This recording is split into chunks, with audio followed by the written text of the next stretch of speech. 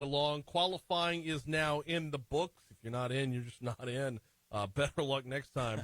Joining us now, one of the candidates who is in the governor's race, Stephen Waguespack. Welcome back, sir. How are you, man? Man, I'm doing great. 2 quick points before we dive into your hard-hitting questions. One, I know when Garrett comes on here, he always brings baked goods and all that stuff. Well, I'm not much of a baker, but we had this event the other night, and they had some Stephen Waguespack for Governor cookies. That's gorgeous. And so I'm like, all right, I didn't make it, but I think you'll like it. So I'm bringing a treat a la Garrett. I appreciate that. And then the second thing, a little tidbit for your listeners out there. Anyone who ever listens to 107.3, if you haven't yet come in and found a way to meet the Judy Martin Davis, who runs Mama Jag? Who runs the front desk as the director of First Impressions for Guarantee. Yes. I just had a delightful conversation with her. I wish she were my alarm clock every day. I would be such a better person if I could wake up and hear her tell me just great things about great things. Okay, 2 things about that. Yes. Number 1, you're 100% right. And number 2, be careful what you wish for. Well, thank you, Judy, for starting my day off right. She's fantastic. She's Mama Jake. She's everybody's mama around She's here. awesome. So Love her. Yeah, absolutely. Okay, qualifying. Yeah. Went smoothly, I assume. I was in the woods, so I don't even know. Yeah. Well, first of all, good for you for going your axe retreat. I mean, those of us have gone on axe knows what a special moment that is. I'm jealous of you doing that. But, yeah, qualifying was fantastic, man.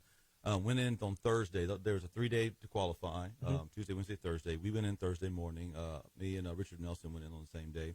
And you go in, you sign your name, you do the whole thing, photo up with Kyle, and then you walk out. Like, literally, they bring you through this one door, and you're like, oh, what's through this door? And they open up and, like, boom, spotlights. Like, it's like you go from, like, hallway to spotlights, and you're, like, on a stage and press conference there. And it was really good. It was the first time my family and I were able to sit there and explain some of the reasons why we got in this race, what our passion for Louisiana is. And, it was a special moment for the family. My mom and my siblings and all were there. And so it was a great way to kick off what's going to be a pretty exciting 2 months. Now, as far as kickoff is concerned, though, I mean, it's just at this point, it's kind of a formality. You've been at it for a couple months now. Yes and no. I mean, it is a formality in that sense, but there is something about, signing your name on the dotted line and going out. And I'll tell you why it's a little bit different, because going around the state for the last several months, I will tell you, most people in the state, look, it's summer, it's hot, kids aren't in school, people are on vacation. I don't want to say checked out, but a lot of folks, they're not focused on politics. Right. And, politics is such a trash can these days. No one wants to pay attention to it anyway. And so There's a lot of burnout. Qualifying, back to school, back to football. I think that 3-legged stool right there, you're starting to feel just this week, people starting to dial in a little bit. Say, okay, wait, there's a race this fall. Who's running? What do you stand for?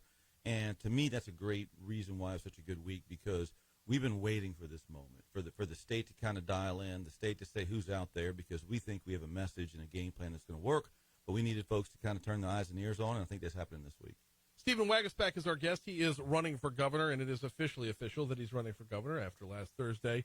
Let's talk for a second about we'll get back into some of the hotter stuff in just a second, but cool. I want to stick with the getting to introduce yourself part of this, because it is a process. Not everybody knows who you are yet. I'm sure you're a lot more well-known in Baton Rouge than you are, say, in Monroe or Shreveport. But for those that aren't familiar with Stephen Waguespack yet, tell us about yourself. Yeah, look, grew up in Ascension Parish in Gonzales, child of the 70s and 80s. Late 80s, my dad got a job in Missouri. That's when the economy crashed here in Louisiana. And so a lot of families left during that time. We were one of those families. My dad was out of work for about a year or so. He ended up getting a job in St. Louis. And so I went to high school in St. Louis. But I came back for LSU, met my future wife. We then went to D.C. for about a decade there and had a great run in D.C. Our children were born there. Learned a lot about public policy, patriotism, how you can turn, good solutions and good policies and good solutions for families. And had a great run there. But we moved back in the days after Katrina and Rita. My wife's a New Orleans transplant. It made us nostalgic to come home and be part of the rebuild. And so, I worked in the first term of Governor Jindal during that time to try to, revamp workforce development and all those things, and had a good run there. And then I stepped down at the end of the first term and went in and spent the last 10 years as CEO of the Louisiana Association of Business and Industry. So, I've been kind of visiting with businesses big and small over the last decade, listening to them. What do they need to grow their workforce? What do they need from a tax perspective, a regulatory perspective? How can we grow the economy? But I got in about 6 months ago because I feel like I have a good mix of perspective on how to create jobs and build the economy. I'm a former State Board of Education member, so I understand education reform and workforce development piece. And so I understand that piece as well. And so I think I can bring, a fresh perspective. And the other thing is, this is the first office I've ever run for. And I think it'll be the last, to be honest with you. This is not a political march for me. I view this as public service. I view the state as in a very precarious spot. We are at a crossroads and we are losing people. We are losing jobs. It irritates me to no end. And I want to go in and just fix problems. I am a solution-oriented guy. I could care less about the sound bites. I like fixing problems. And I think that's what Louisiana desperately needs right now, so that's why we got in. Okay, with that, 4 different follow-ups. The first one's about Bobby Jindal. 4 different follow-ups. I know, we're going to so run out of time. But it's okay. We had 2 months to have you in as much as humanly possible. Okay, the first one's about Bobby Jindal. Yeah. Not the best reputation today. Sure. A lot of us voted for Bobby Jindal. A lot of us voted for Bobby Jindal a second time. Well, actually, if you really want to rerun the clock, a lot of us voted for Bobby Jindal 3 times. He just lost the first one out. So, working with the way that Bobby Jindal is perceived today, 8 years removed from him leaving office, is that, I hate to use the word albatross, but is that something that's been does it bring your campaign down? Does it require further explanation? Yeah, look, that will absolutely be part of the debate, but I'm proud to talk about it because, the way I view it is I came down the days after Katrina and Rita to fix Louisiana, and I was surrounded by so many smart and talented people. I mean, you talk about people like, Stephen Morey, Liz Morrell, Tim Barfield. I mean, there's one talented person after another, and we were doing great things during that term. I stepped down at the end of the first term because, look, for me, when the administration shifted to more of a national march, hey, let's go run for president, that's fine. Everyone has to just do their own thing. That wasn't what I moved home for.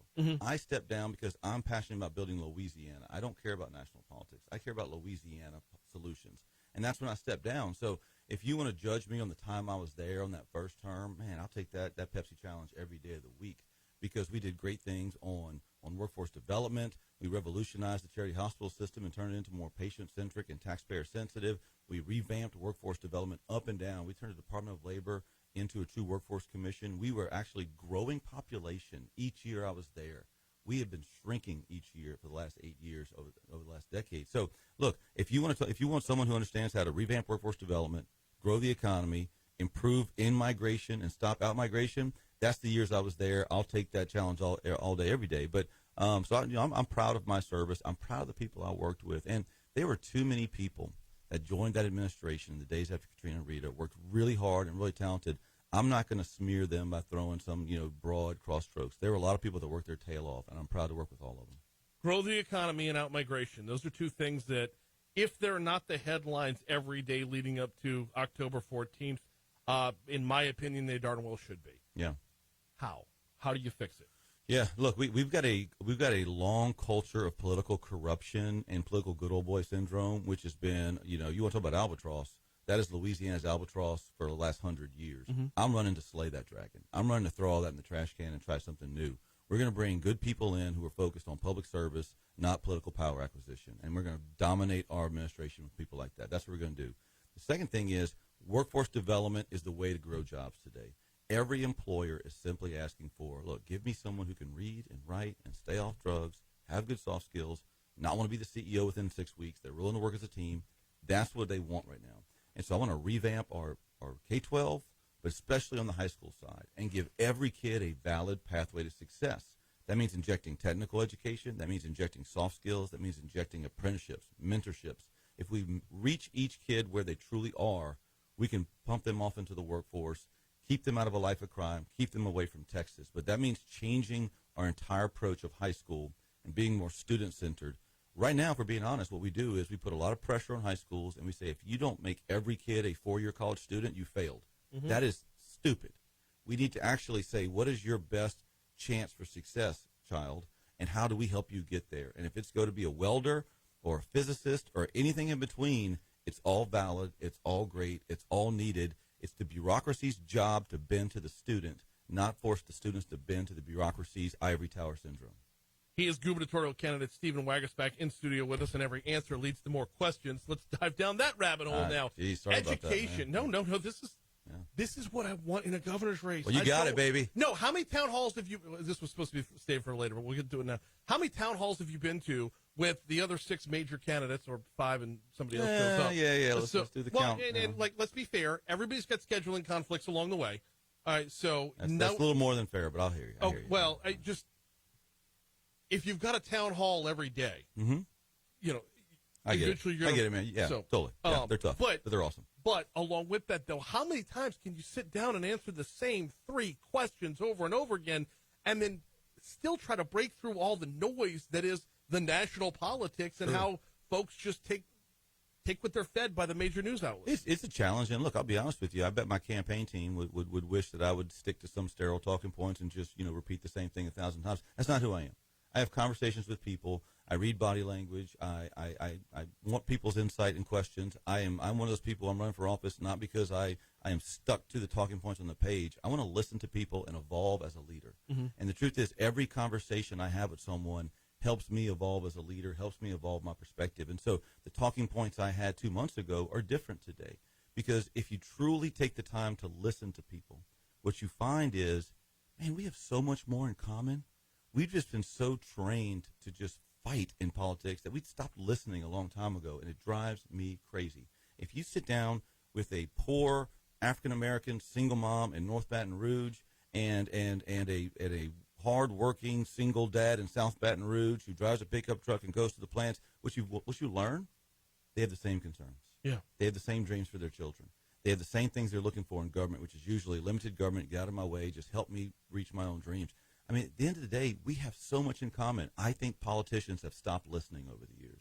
And that's where I think I'm different. I think I can go, and yes, I can talk policy all day long, but I also understand you're always one conversation away from meeting someone who's going to give you a different perspective or a better idea. And if you're too vain to listen to it and take it on as part of your agenda, well, then that's why you're not prepared to lead. We've seen dozens, if not more, of these town halls already. Yeah. Are we going to see an actual debate where y'all can interact with each other? Yeah, I hope so, man. I'll do one today, tomorrow. If you got the other 6 in the hallway right now, bring them on in. I mean, I didn't bring enough cookies, but I'll be glad to do one. I'm all in. This would be great. So I would love it. I think the people of this state deserve it.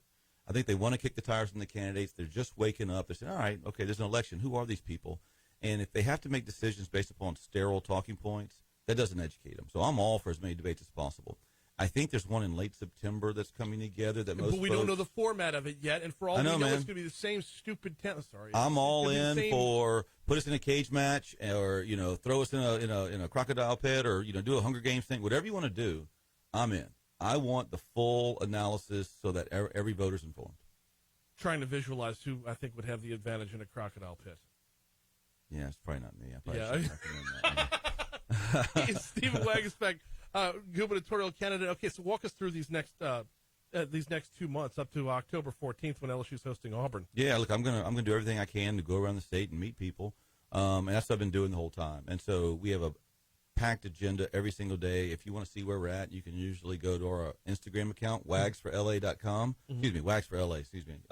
And that's usually the place to find out where we've been and where we're going. And we're very active. We do a lot of these forums. We're meeting with groups, and I tell people all around the state, if you've got an employee group or whatever you want me to come in and visit, I love doing those things because I love delivering our message. I love trying to instill hope to people that, yes, we can have the Louisiana we've always dreamed of. Our biggest problem in Louisiana is a culture of low expectations. Too many people have lost faith that Louisiana can ever change. We've got to flip that on its head. We need a little bit more Judy.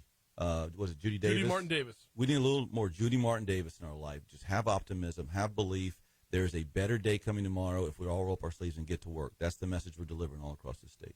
Hey, it's Stephen Waguespack running for governor. Hey, if you're watching us on Facebook Live, stick around. I'm going to see if I can get Stephen to stick through the news break. On the air, we've got ABC News coming your way, followed by our local news, traffic, and weather. Anthony Ferrante is slated to join us 9 minutes from now. Sharknado. I know. I get the director of Sharknado coming on. This is stupid. So Just shark pit instead of crocodile pit. Talk about those low expectations for a minute. Yeah. Because when you talk about, and there's going to be a back end to this question, when you talk about low expectations, that stems from just a beat down from the economy, a beat down from being told you have to follow this mold and whatever. And having politicians over the year make all these big promises they don't follow through on. So people have lost faith that there's a solution or a solution leader out there. Now, meanwhile, there's education, the educational factor. We'll get to that in a second. But the national narrative that all things are national politics at this time, that all things are, it's trickle up all the way back to if your national party isn't pounding you over the head on a daily basis. They're losing because fear sells better than anything. So how do you combine that with the idea that through education and through just changing a mindset, these aren't things you can change in an election cycle. These are generational changes. Man, you got to start. I mean, Yeah. Louisiana, we over the last decade, we have lost people every year, man. If we keep on this track, we will lose another congressional delegation. You know people that have one foot out the door already. They are worried about Louisiana. And what's more infuriating is Alondra, see who that is on the southern states around us are killing it right now. Yeah. The rest of the country, is moving south. I mean, Nashville's economy. I mean, all throughout Texas, all throughout Florida, even South Carolina, Mississippi, doing really well. We're the only outlier in the South, man. So if we can fix this workforce, instill some hope, get government out of people's lives as much as possible, we can start benefiting some of that growth as well. We really can. What was that? Mm. Oh, okay. Interesting. Well, we've got until 8:40 before we go short day now. There you go, man. But look, and the other thing is, if you go through a lot of parts of this state, in Louisiana, as compared to Texas and Florida, in Texas and Florida, the counties, the local areas drive those states' success. In Louisiana, we try to train our people that the state capital can fix everything. Well, you're wearing on your hat a mama bird feeding the baby bird. I know, man. I hear you. So, But like that. in many parts of the state, they don't buy that anymore. And you have to remind them that, look, you have good reason not to buy that. But let's put leaders in the capital right now who are focused on decentralizing power, pushing opportunity out to the parishes across this state. By the time I'm done, I want Huey's legacy to be a little less, man. I don't want us to always be dependent on all-powerful governors. I want to go and deploy some of that authority and power out to the parishes, out to the localities. I think over the long run, that will allow us to control our own destiny a lot better. That'll encourage people to stay involved and stay optimistic. As compared to right now, they just throw their hands up because they've lost faith in politics. 7 major candidates, and I know I'm asking about something that's going to be a little bit behind the scenes, but is anybody blinking yet? And you don't have to name names, but is anybody looking like they're going to take their foot off the gas before Election Day? I don't know. I don't want to speak about for the other candidates. I got a message that's focused on me. I got an agenda. I got a game plan. I'm trying to inspire people. All the other candidates have to do their own thing. To be honest with you, and so I'll let them do that. Look, I'm a listener submitted question. Yeah, I hear you. It's a valid question. It's not. I'd be lying if I told you I didn't think about it. The way I view it is, these are humans like me. They have spouses like me. They're sacrificing their reputation and all to run for office. So I'm not going to demean them. It's hard to run for office. And so when I go to these events or forums or whatever, I shoot the breeze with them in the hallway. I talk to their spouses and wish them well and all that stuff. I think there's a human interaction that we all need to do. I think politics needs to be more like that. Instead of like, oh, that's the enemy, let's give them a dirty look, or let's, whatever. That drives me crazy. And I will tell you, I seem to be the candidate that is getting the most smear against me right now. Yeah. And so, I take that as a badge of honor, man. What that means is the status quo, here's my footsteps coming, and they're scared of it, and I'm trying to instill that they, I hope they hear me coming. Well, so that's not an easy thing to just absorb out of the blue. No, it's not You've never fun. had to have that kind of pushback before. It's not fun, but if it's a bunch of bull, it doesn't hurt you as much. I mean, as long as I'm a big believer in the man in the glass. If you can look yourself in the mirror and like what you see, know you stand for the right things, know you're living a life the way that your God wants you to, all that other stuff is just noise, man. Yeah. And so there's a nasty mailer last week that was just filled with lies. I saw it. I was like, you know what? That's not me. So I moved on. I haven't seen it yet because all my mail It's was gross. piled up in the foyer. It's gross. It's full of lies. It's got. There's a certain candidate who funded it, and I won't say who it is, but this person feels like their best path to victory is to smear me every chance they get, and that's what they're doing. So Interesting. Well, yeah. I appreciate you sticking around for a couple more Man, minutes.